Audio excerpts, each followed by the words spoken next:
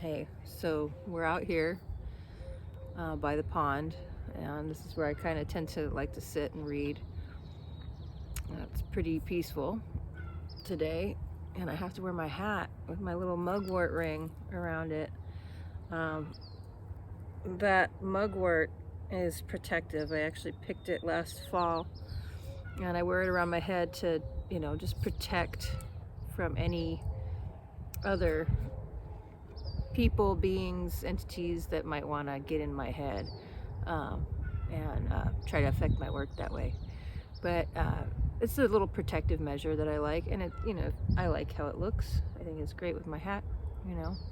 Keeps the sun out of my eyes. I'm about to go dig in the earth a little bit and get some herbs and food growing, among other things. But I was kind of thinking about how Hekate is called upon when you're trying to do some hex work, some baneful magic, particularly like curses, when you want to destroy the competition, and when you have somebody who's harmed you and you want to be rid of them. When is that appropriate for you? I'm not trying to lay any of my ethics on anybody, but ethically I have, pretty strong boundaries about when I'm going to seek to harm someone else, because typically I find I get more power by taking the energy anyone's sending me and transmutating it in a way so that I can use it for my benefit, right? I see something. Anyway, so there are times though when you need, out of desperation, you're gonna need to, lay down the law and get rid of an individual or entity that might be trying to harm you or create chaos in your life, right? Come here. Calm down. Oh. There's like a wild creature in the yard. Anyways, this is what Hekate does. She calls on the dogs too. I mean, she's here, so the message is good. What she can do, and historically, you look at the lead tablets and different methods of magic, and people have called on her to help them with these kind of issues, and she will help you. In your desperate times are the times that people seem to call on their guides and divinity the most. And I think there's a lesson in that you should probably offer gratitude even after that by doing devotional work, or making a painting to her, or making jewelry or some art in her name. Creating a video like this where you talk about her, because you don't want to always be in that desperate place where that's the only time that your magic works, is when you're really truly desperate.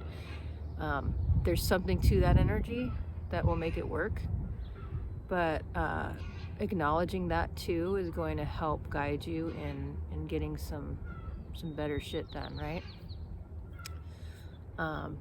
Getting a little deeper into creating where you're not going to be desperate,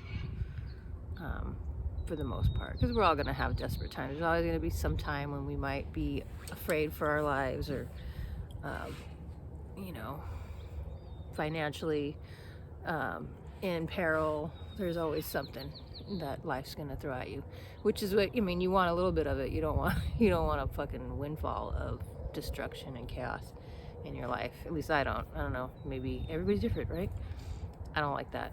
I like grounded. I'm a Capricorn. I want to know that I have a place to be, a safe place to land. I like digging in the earth and working with nature, and that's Hekate guides me in a lot of that. So I don't know, thinking about desperation again, don't just offer your gratitudes in those desperate times. Like, oh, I will do all, if you're going to make a promise, make that promise and keep it. Because all too many times people forget. And that's when I start to write things down, because I was like, did I asked for something and I got it? What happened, you know? Did I ever? Okay, I think I did. Maybe I'll go do it again. I'm gonna write it down this time that I did it, so I know. You know, I've left offerings at grave sites of ancestors that I worked with, and then I'll say, you know, I'll bring you this thing if you help me out with this thing. And they help you out, and you mark it on your little calendar or your book of shadows, and you go back and you give that offering. And it's simple as that. Same works with deities, same works with Hekate. The nice thing about Hekate is she, you know, will come when you call her, and she's pretty open, you know. She's like non-judgment, you know. If you're calling on her for something, I'd suggest feeling that righteous anger, and be sure of what you want, because she will give it to you. It's just a matter of what you want. You know, what's your focus? What is the thing that you need to get done? And be specific. Don't be super vague, you know. That goes for a lot of things in life. Is once you kind of narrow down what it is that you want, you're able to get it more easily, because now you actually know what you want. You can focus on that. You have all these different focuses. Sure, you can throw rocks in a direction, you're going to hit something, but if you focus on one thing, you can really develop that one thing, and then you can do the next thing. It's like working on things in a line rather than a big puddle. It's a little more organized. But anyway, so if you're going to focus on cursing somebody, I'd say the more specific the better. The having personal things from that person helps, and